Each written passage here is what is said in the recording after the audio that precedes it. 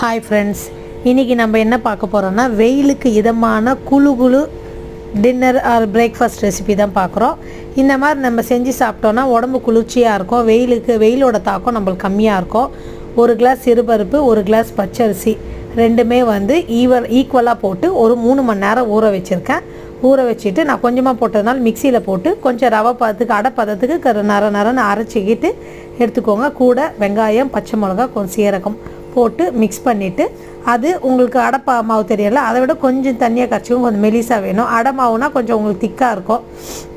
இந்த மாதிரி கரைச்சிக்கிட்டு எண்ணெய் ஊற்றி தோசை வாத்தி எடுத்திங்கன்னா மொறுன்னு கிறிஸ்பியான ஆந்திரா பெசரட்டுன்னு சொல்லலாம், இல்லைனா பச்சைப்பருப்பு தோசை சொல்லலாம், எப்படி வேணால் சொல்லலாம். ஆனால் டேஸ்ட்டு அவ்வளோ சூப்பராக இருக்கும்.